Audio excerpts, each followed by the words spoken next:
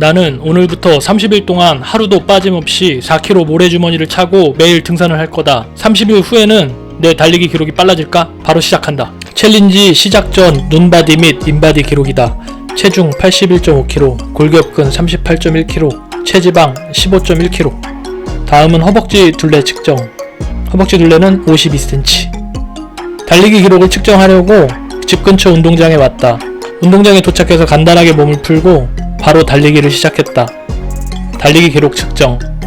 처음에는 10km를 뛰려고 했는데 오랜만에 뛰니까 허리가 너무 아파서 도저히 10km는 못 뛰겠더라고. 그래서 5km만 뛰었다. 이날 측정한 내 5km 달리기 기록은 25분 52초다. 평균 페이스 5분 9초.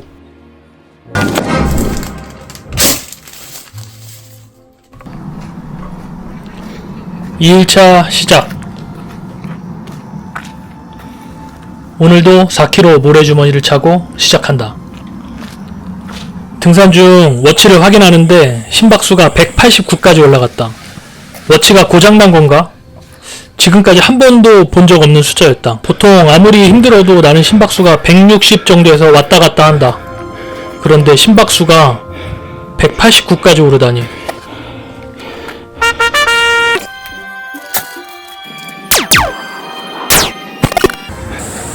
오늘도 워치를 확인해 보는데 심박수가 193이었다. 3일 연속 심박수가 180 이상이다. 이거 모래주머니 때문인가? 여기저기 산속에 사람들이 버리고 간 행운들이 흘러져 있어. 이 행운들을 모았다.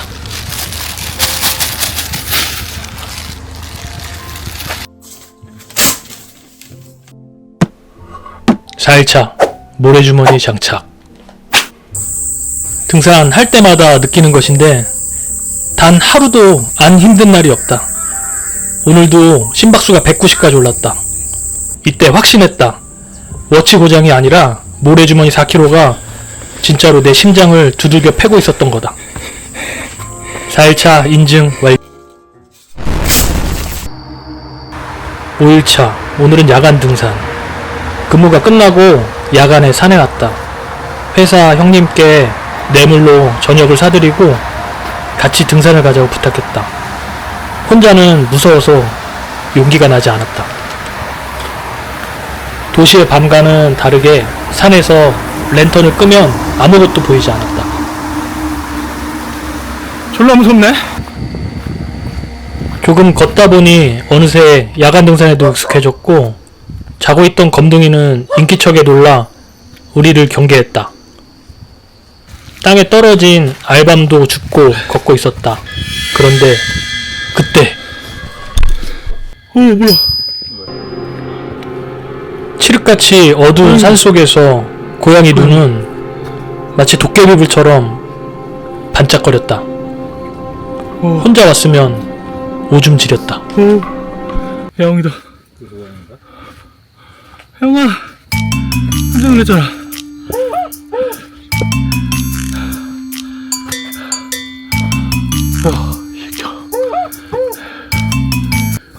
새끼야. 깜짝 놀랐네, 씨.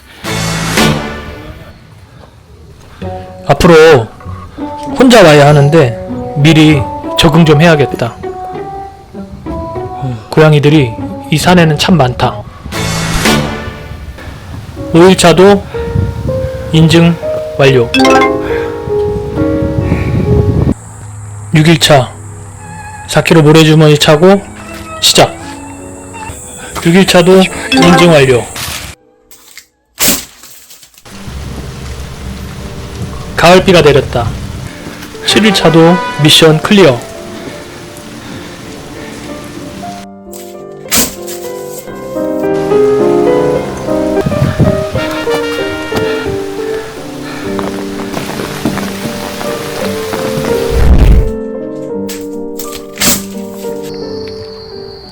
(9일차) 야간 등산.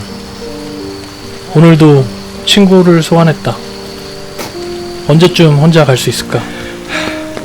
아직까지는 야간 등산이 적응이 되질 않는다. 비 오는 밤. 아이고. 9일차 인증 완료. 10일차 인증 완료.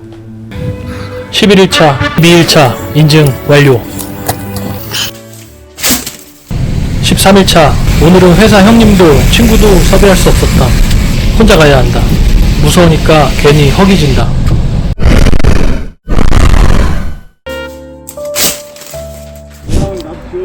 21일차, 야간 등산이고 친구와 함께 같이 올라갔다. 정상 인증을 하고 돌아선 순간 잠깐만, 나무에 흙이 묻은 가방과 모자가 걸려 있었다. 저게 뭐지? 나무에 걸려 있는 가방. 뭐야?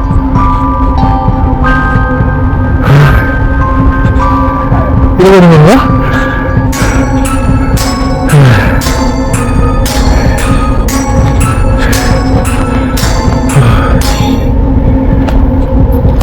야경 좋다. 그냥 신경 쓰지 않고 야경을 감상하는데 자꾸 거슬렸다. 이게 뭐야?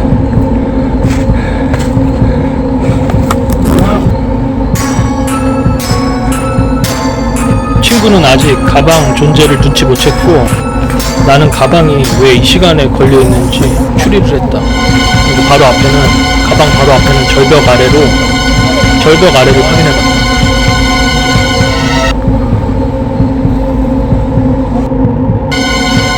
절벽 아래는 랜턴으로 살펴봤는데 특이한 건 있었다. 가방이 반쯤 열려 있어 가방을 살펴봤는데 정체불명의 인형이 있었다.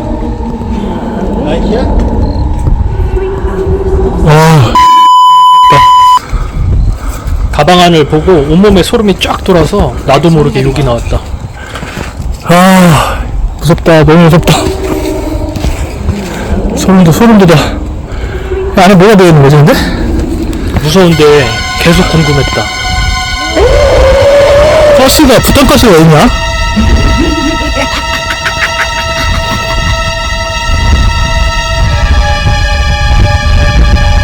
만지기가 싫다.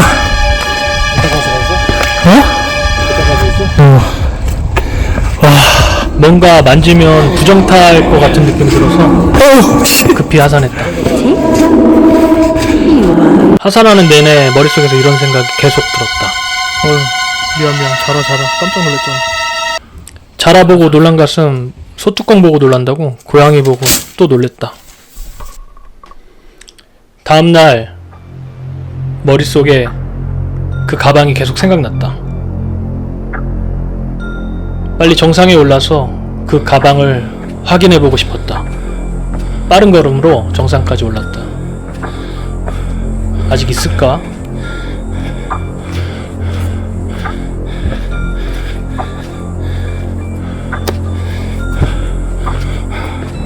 있다.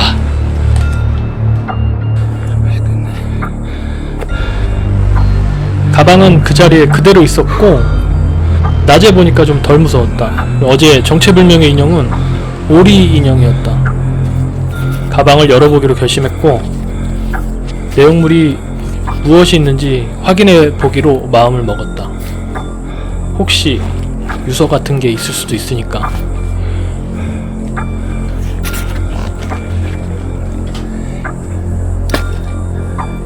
가방을 땅에 내려놓고 내용물을 확인해 보기로 했다. 수건, 물티슈, 부탄가스, 카타칼?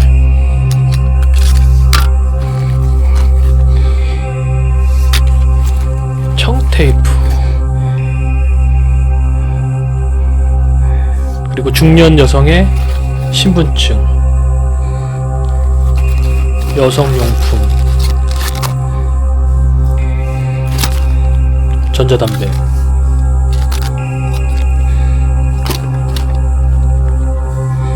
내용물을 다시 가방에 집어넣고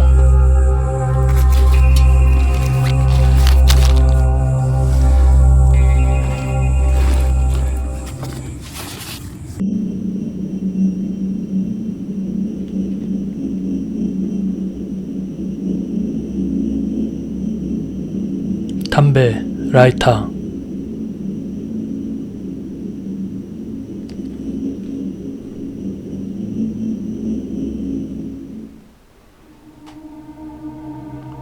신용카드. 다행히 유서 같은 것은 발견되지 않았다. 가방은 원위치 나무에 걸어놓고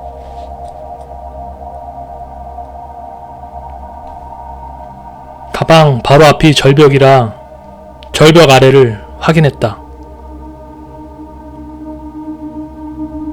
절벽 아래에도 별 다른 것은 없었다.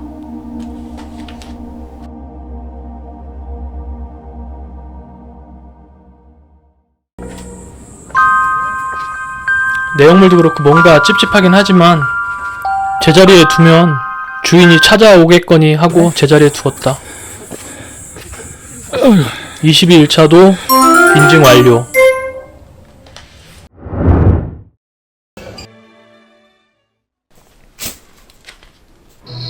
29일차 야간 등산. 이때쯤에는 내가 모래주머니를 차고 있다는 생각조차 못했다. 모래주머니 4kg가 완전히 적응되었다.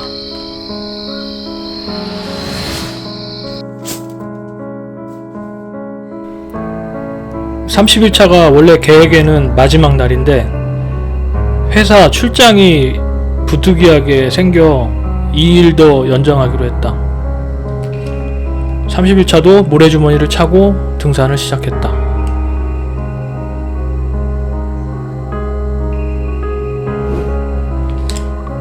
(30일차) 인증 완료.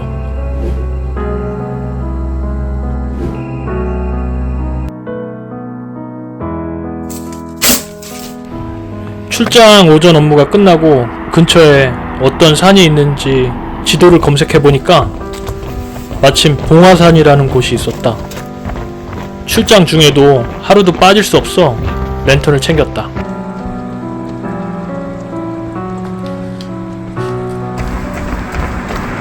고도는 낮았지만 꽤 힘들었다.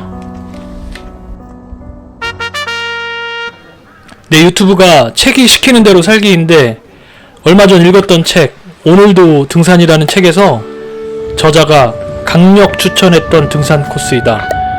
마침 출장지가 울주이고 근처에 저자가 추천했던 신불산과 간월산이 있어서 책이 시키는 대로 등산했다. 저자의 말처럼 너무 멋지고 경치가 아름다운 산이었다. 기분 좋게 등산할 수 있었다. 이렇게 하루도 빠짐없이 32일간 등산을 했고 이젠 결과를 알아볼 시간이다. 드디어 32일간 등산을 하루도 빠짐없이 마치고 달리기 측정을 하러 운동장에 도착했다. 30일의 결과는 5km 달리기 기록은 25분 55초, 평균 페이스 5분 9초. 5km 달리기 25분 55초, 5분 9초 페이스.